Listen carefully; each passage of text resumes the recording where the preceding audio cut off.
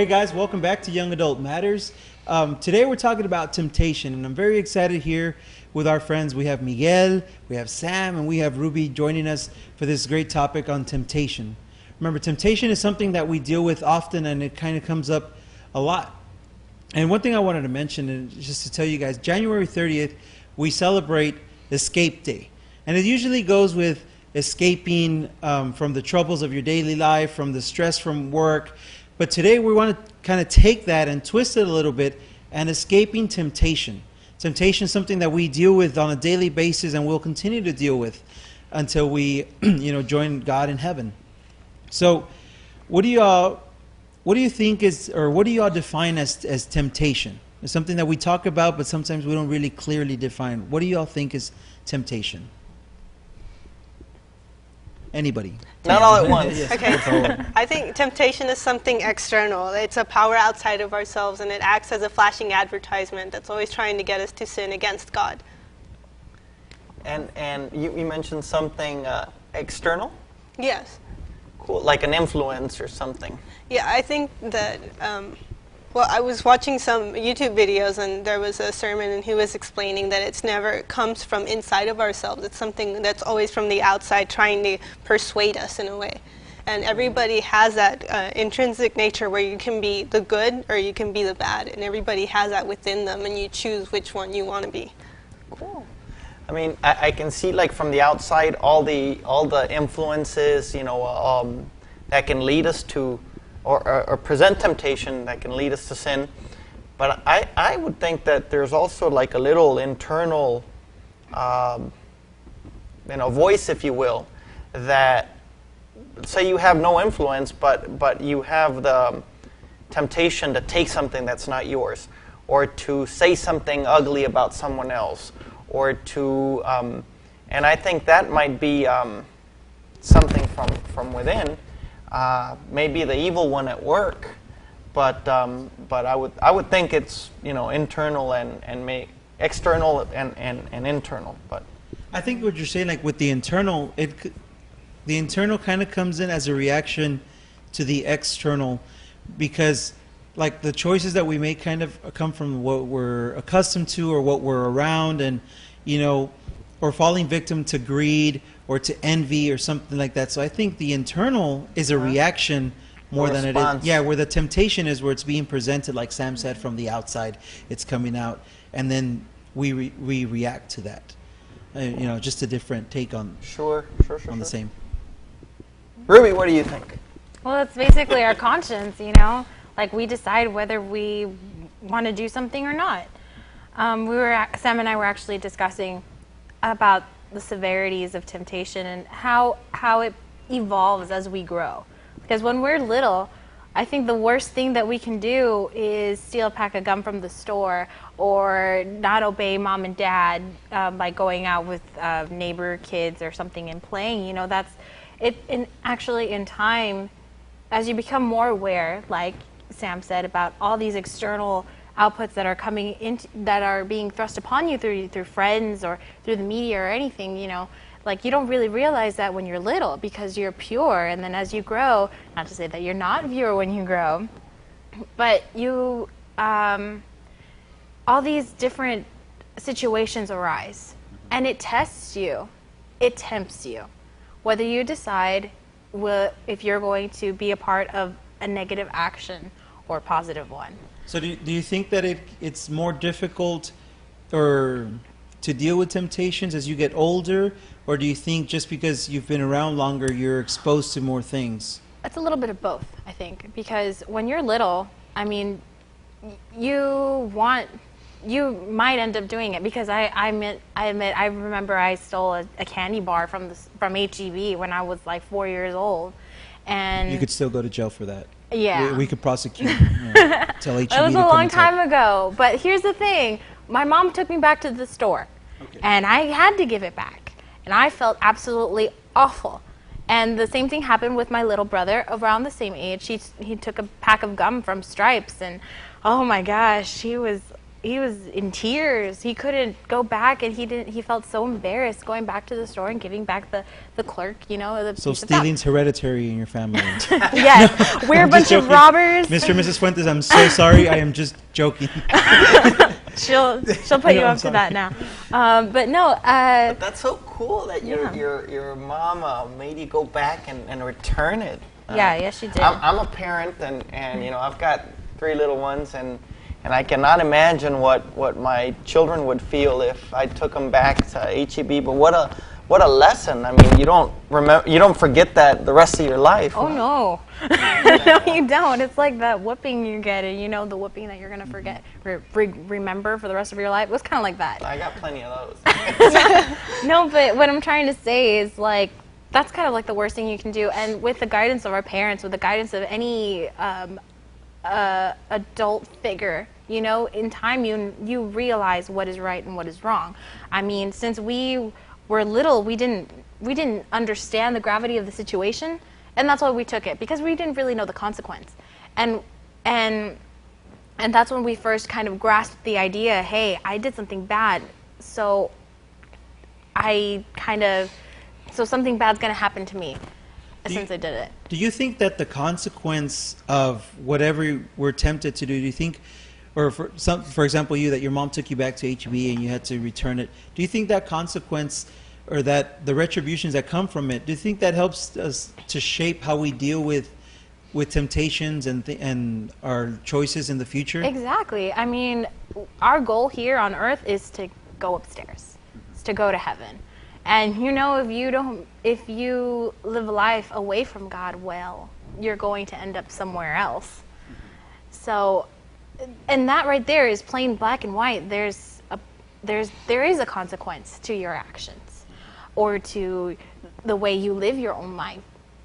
And that's what's given to us when we're children. I mean, you misbehaved, you might get a slap on the wrist, or you didn't study for that test, you're going to get an F.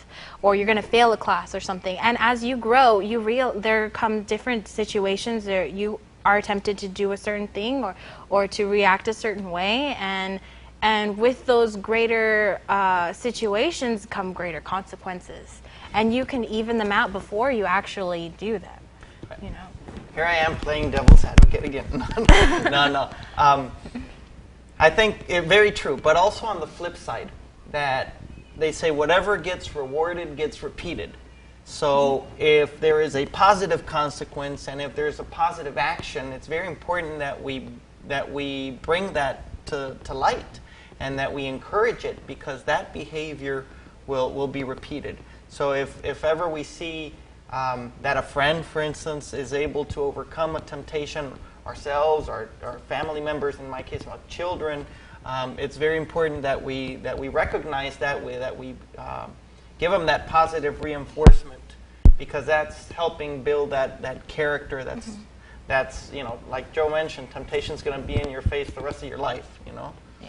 And a lot of the times, you know, looking at it on our faith side, a lot of the times when we feel like we're, you know, I'm going to church, I'm praying, I'm going to daily mass, I'm helping my friends, but yet these temptations still keep coming up. Or if there's something specific, like for example, you know, stealing is always it's been easy to do than to steal, and I'm trying to change, and I'm going to mass and I'm doing the right thing, but temptation still keeps coming up. Do you think it comes up more as the more good that we try to do, or that has nothing to do with it? Or what do you think? I think the temptation in that case, it's accepting of certain mind frame. And that is a really dangerous thing when you start allowing these thoughts to come into your mind and allowing yourself to, well, maybe if you're in that situation where you start getting tempted to steal, maybe you start hanging out with people that are into stealing, and then you start thinking, oh, well, this is okay, and it becomes a norm in your life. And that becomes a very dangerous thing, and that's a path that is scary to take. That is so cool. And I'm sorry. Ladies first. Yeah. No, I'm exactly, like when you do something bad, and it's just the more often you do it, the more of your conscience kind of goes away. It's like at first you realize it, like, oh, I did something horrible. Like you said, you hang out with a certain type of people, or you keep on doing that action, gradually that negative effect that it takes on you internally is going to go away, because you've already said, I've done this so many times, there's nothing that's going to happen to me, might as well keep on doing it. Why? Because it satisfies me, or it brings me pleasure, or it's something that makes me happy. Yeah, but I think the worst thing you can do is make it a norm, and make it a norm in your life. Exactly, yeah. Like lowered your standards to accept that. Mm-hmm. And I think Samantha made a great point in saying that, you know what, a lot of it has to do with who you choose to surround yourself with. Who are your influences in your life? Who are your friends?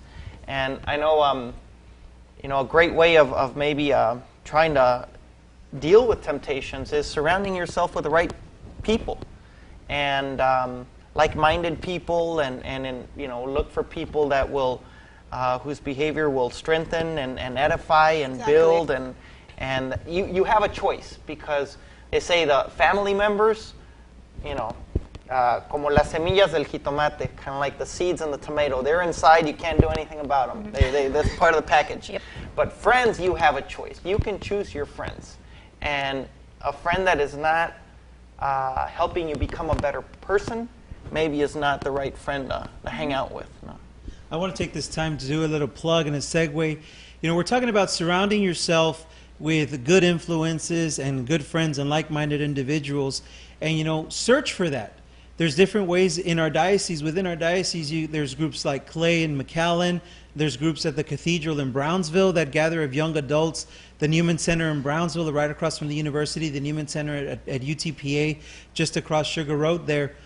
Those are places where we know that there are, you can surround yourself with people that believe the same things, that are following Jesus Christ and are working to make that a reality, that Christ lives within them. And if you need help, please know that as a diocesan representatives, Miguel, Ruby, and myself, that we're here to help you. You can visit www.cem.net, and CEM, of course, stands for Campus and Young Adult Ministry. That's what we're here for. We're here to provide those opportunities for those of you that feel that you're alone, because we know that part of temptation and part of what the devil, the evil one does is, there's a great victory for them is for him to make us feel like we're alone.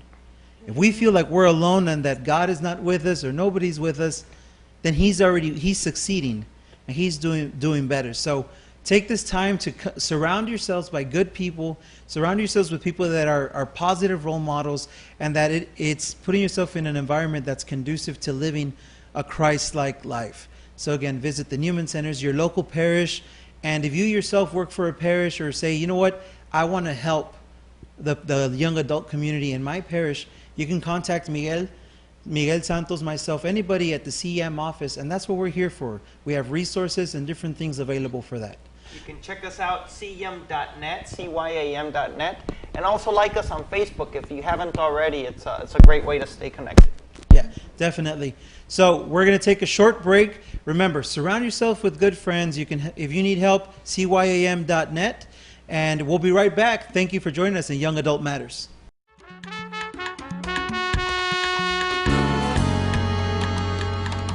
Welcome back. If you're just joining us, today we're talking about temptation and different ways to deal with it and how to protect yourself and different tips that you can take in dealing with temptation.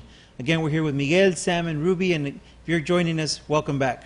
So before we went to the break, we were talking about surrounding yourself with positive people or like-minded people, things that can be conducive for you to not fall into the temptation. And that's avoidance in a way, to just avoid the temptation completely. Could you all maybe share with us an example of that so we can go a little deeper in dealing with the temptation? Like avoiding temptation? Yeah, that's one way to deal with it. We could just kind of shut our eyes and it's done, or through prayer, or what are ways that we can deal with temptation? Well, I think expanding a little bit on the avoidance, it's if you know what are the things that you are tempted by, you're going to place yourself in positions that will keep you from that. An example that we were sharing a little earlier is that You know, if you know that you have a problem with alcohol, well, don't go get a job at a club or a bar, because you'll have very easy access to what will be tempting you all the time. So that, you know, you make certain decisions based on what you know you can that can harm you, or that will bring that temptation within reach. And I think that the avoidance, or taking yourself and putting yourself out of the equation that will lead you to temptation, is the first step in dealing with the temptation. Because our natural tendency is to do that, whether it be the alcohol, or neglecting your family or your friends, or stealing, or whatever the temptation is, whatever it is that is pulling you away from God and from living a Christ-centered life, is take yourself out of it. One example that I was sharing with Miguel earlier is when I was teaching confirmation at a parish, the topic of pornography and the sexuality always came up. And so I posed a question. I said, okay, let's pretend, you know, little Ramon here, he's has a problem with pornography. Well, what are the situations that leads to that? Well, the computer's in the room. Well, let's take the computer out of the room, or don't lock your door. Take it out of there, so that way you're not, like you said, where it's easy access. You think twice. Because that moment where you think twice, that allows space for the Holy Spirit to come in, or for your conscience to really kick in and think about it. So avoidance is the first step, because it's practical. Faith, prayer, those are things that, you know, the flesh is weak and we can fall right back into it. But if we take the practical steps, taking the computer out of the room, not using the computer when we're alone in a room, you know, that could help little Ramon. You know, that's what I would teach them. And I would say, you know, try that. And having that trusted system. Do you all have, or are there any temptations that you've had to overcome that you kind of took practical steps to avoid that? Well, for me, I mean, since it's the new year, right? And one of the most common New Year's resolution is to lose weight. Well, I mean, I've said this before. Usually, we set the bar way too high. So it's not that I'm not setting a bar of losing weight. It's just that I need to be healthy with myself. And as a disclaimer, I'm not healthy right now. I'm trying to be. So one thing that really tempts me is I'm a huge chocolate fan. I'm a huge fan of sweets. I have a sweet tooth. I come from a family who has diabetes running in the family. I've been tested for it with it before. I've been gotten it. I'm going to be tested again for diabetes soon. If I don't do, and I know if I don't do something in my life, then I could get diabetes. And we live in a region where diabetes is it's a real problem, and it's sad. Yeah. So what steps are you taking to avoid that? Exactly, that's what I'm about to get to. Thank you, Joe. Thanks. I went off in a tangent there. But my mom is a real, again, I've talked about my mother a lot, but she really is a healthy woman. She really does know the steps to take to live a healthy life. But when it comes to me overeating, because it's not that I overeat. Sometimes it's just I don't have a scheduled way to eat, and then I might be eating one meal a day, but it's like I fill up my plate a bunch of times or something like that, and I may not exercise or something. But one of the ways that I'm trying to avoid that is actually kind of start writing down what I do eat, and make healthier choices. You know, it's like a lot of things that I would do sometimes. If you sit in front of the TV or you watch a movie, you're going to want to eat popcorn, Raisinets, a bunch of all these things. Popcorn is actually pretty good for you. But I mean, everything is the drenching it in butter. It's the butter, and it's all stuff. The, you know. But I mean, pickles are good, popcorn is good, you know, all that, but everything in moderation. And it's taken a long time for me to realize that everything needs to be in moderation when it comes to food. Or to anything. And anything. Exactly, like alcohol and everything. We talk about it. I mean, Jesus said, drink your wine. He didn't say get wasted every weekend downtown. You know, but I think that's great what you were saying to using the healthy choices. That's what helps us. You know, that's having that trusted system to fall back on, to know that if I look back at the journal, you know, of what my diet journal and what I'm eating. Okay. And one thing that also helps, I know, because I mean, our generation is super duper tech savvy, and with the technology and everything, there's like an app that I have, and then not necessarily dieting, but eating healthier with friends helps a whole lot more. So like this one app, like you can write down what you eat, when you eat it, and what exercises you do and stuff like that. And then in time it estimates how much weight you'll be losing. But at the same time, it's like keeping tabs on your friends. So it's like you're both trying to be healthy together. And when you, like you said, when you're alone, when you feel that's when you are more tempted to condone in that certain action. So even though they may not be physically present, in the end of the day, when you finish writing down what you have to write down in your smartphone or in your iPad or in your laptop, you know, it's like, you know that your friend is making progress, you're making progress. So and that kind of really brings in, it ends up being a stronger relationship, That's friendship. an accountability. Like, it's really cool to have an accountability partner. Mm-hmm. So say, you know, that it goes back to the same point of surrounding yourself with the right people that will help you and help you avoid those temptations or deal with them. But I think another area that can certainly be of big help is our own kind of interior life, our own personal prayer life, going to the sacraments to strengthen our lives, and going to say a confession, receiving the Eucharist frequently, going to Mass, being part of a prayer group. These are different things that we can do that will help us strengthen our character. And I also think that sometimes we, and I'm real guilty of this, we pamper ourselves too much. We don't have a lot of discipline or rigor, and the more we pamper ourselves, or we want the comfortable life or easy way out, the easier it'll be for us to fall to temptation. So subjecting ourselves to a little bit of rigor or harshness or you know, is a good thing, because it'll discipline ourselves. It'll give us character to face that temptation, to deal with it more effectively.